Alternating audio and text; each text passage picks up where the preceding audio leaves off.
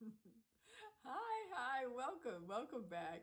This is Latanya, Elder Latanya from the All Nations Church in Oakland, California, and I'm sharing our weekly Sunday school lesson. So happy to be with you and to share with you our Sunday lesson.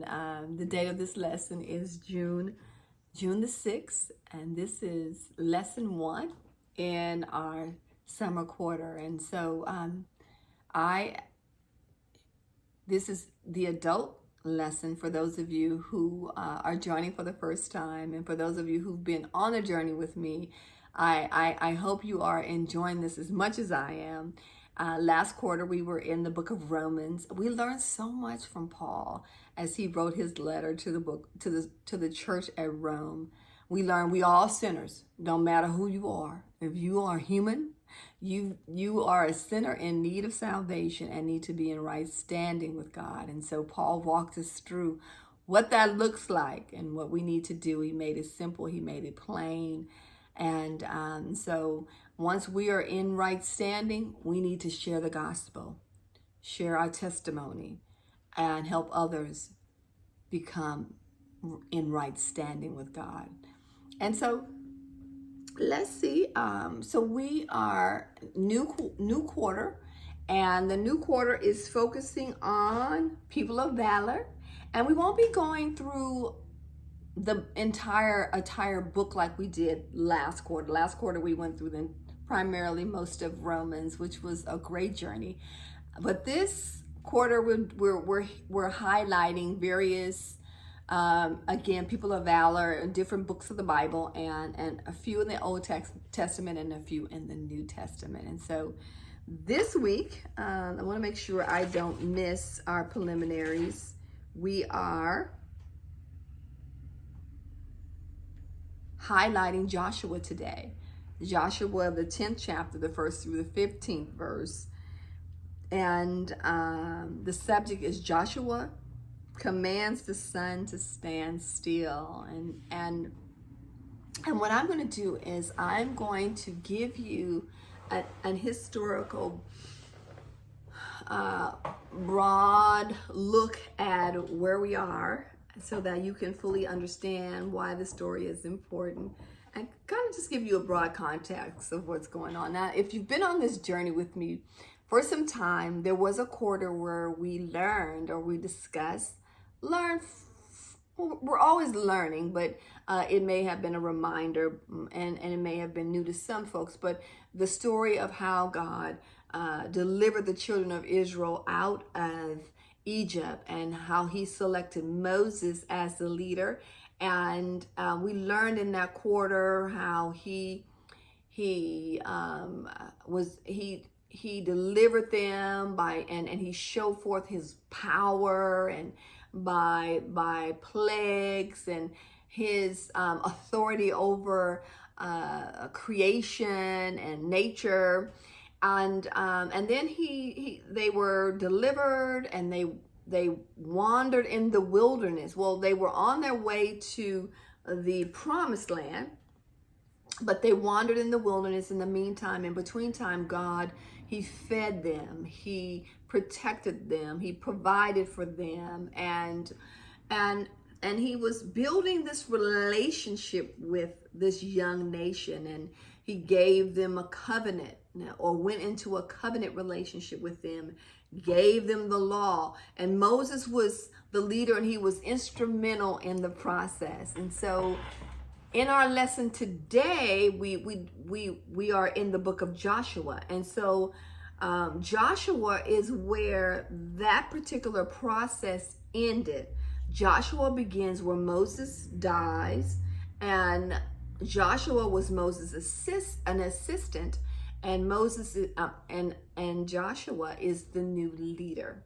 And so when you think about it, Moses, who was a friend of God, had these specific characteristics that were conducive to this young nation. He was a leader, and he had these he had what it took to be the leader of this young nation at that time. But now there's going to be a transition, and it won't be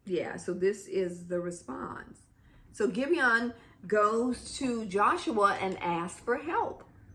And Joshua is a man of his word, and so they pick up and they come to Gibeon. Now, they march. This is, for me, this is an important point.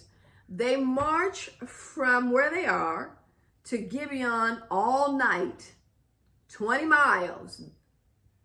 They march 20 miles to go help someone else.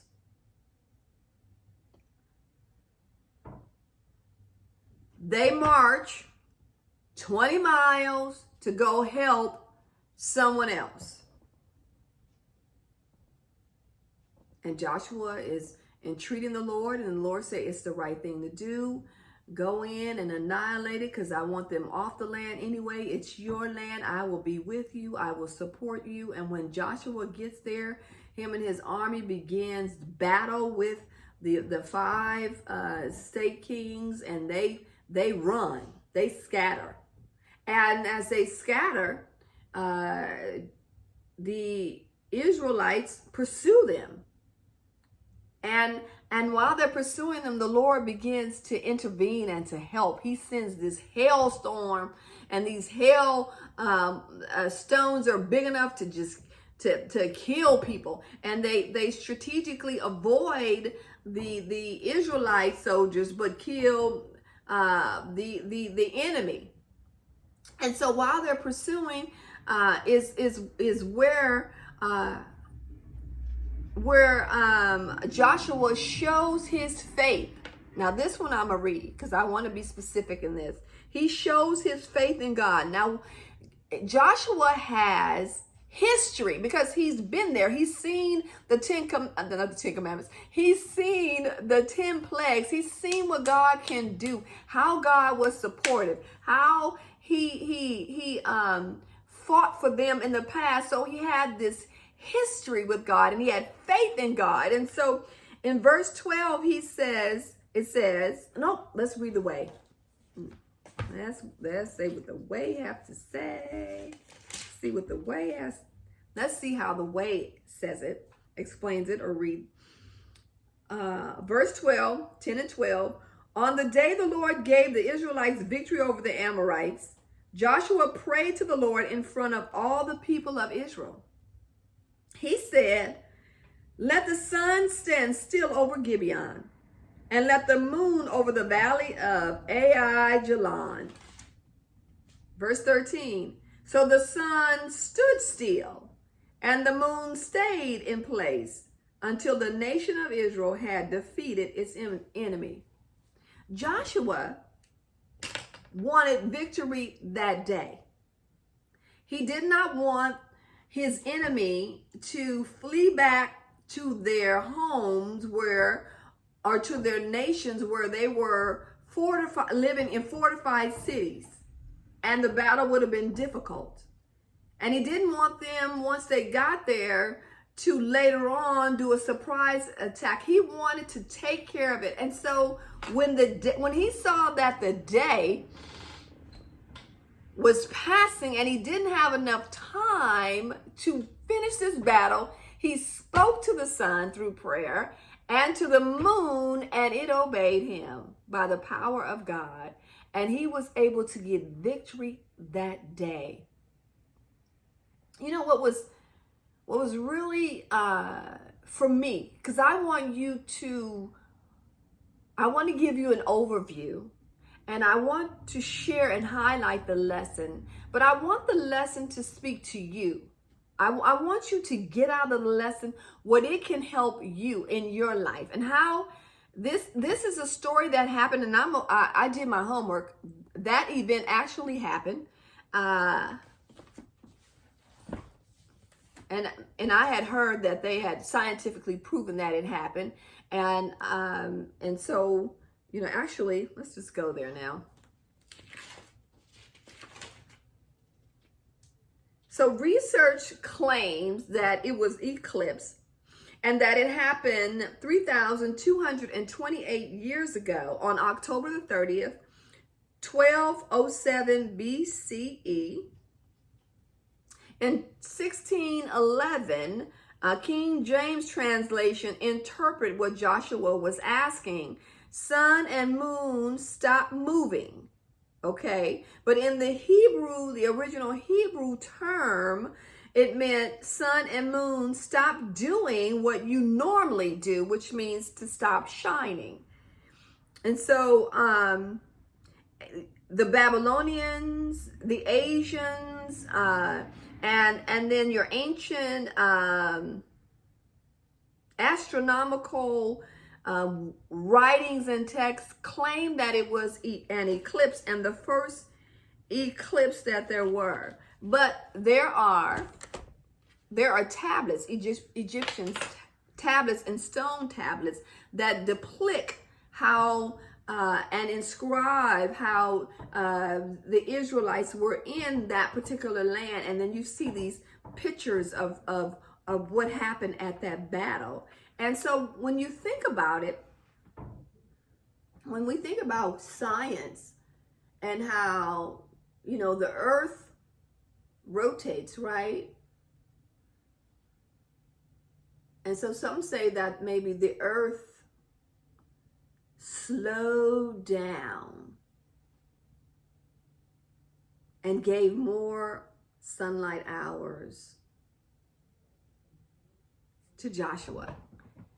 But what I thought was exciting is that these men, this is my take on it, these men under the leadership of Joshua, and I love Joshua and his leadership because he was humble and he used his experience when he was, a servant under Moses. He learned from that, and then when it was his time, he was ready to go. But anyway, these men got the orders. They walked 20 miles in one night. When they got to their destination, they started the battle. And then when it was not enough time in the day, they asked for more time to get the victory. My question to you, my question to me, how much do we want the victory? What are we willing to do to get the victory? Because as I was reflecting on what they did, I look back over the years I've been employed and the people I've worked for and worked for me. And in this day and time, people don't even want to work an hour without a break. 2 hours without a break. God forbid they can't get lunch.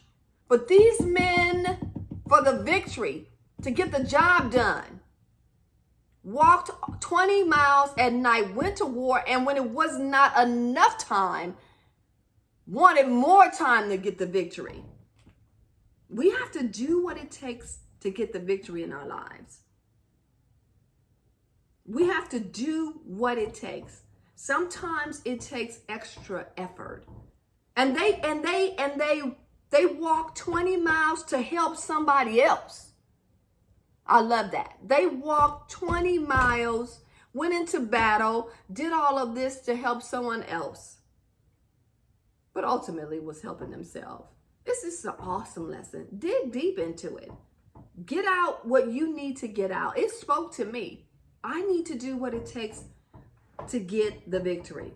If I need to pray more, meditate more, study more, read more, and even in my physical body, I need to walk more, drink more water. What does it take to get the victory?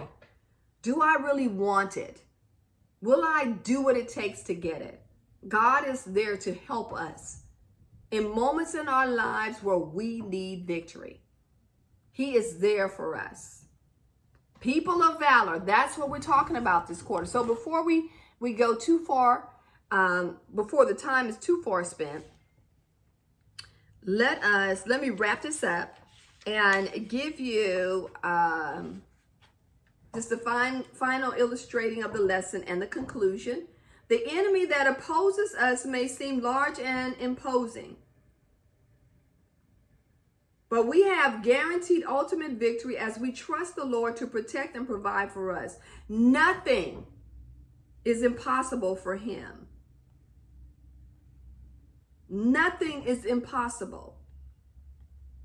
The conclusion. What should be noted about this entire event is the author's response to it. He was in absolute awe that God answered in this way. Indeed, this gives readers of this book, including us, the confidence and the assurance that God hears us when we pray, and that nothing is impossible with him. I hope you got something out of this lesson. Next week, our study of people of valor continues, and we will see how God will give victory to the most unlikely hero. I love that. God uses ordinary people to do extraordinary things. And we will be in the book of Judges next week. Judges, for those of you who don't have your books, Judges, the 6th chapter, the 25th through the 32nd verse. I encourage you to just read the whole book of Judges to give you a full perspective. And if you don't have time to do that, read the entire 6th chapter of Judges. I love you. God bless you. I hope you got something out of the lesson. Don't let this end. Continue to do a deep dive, and we will see you next week. Bye-bye.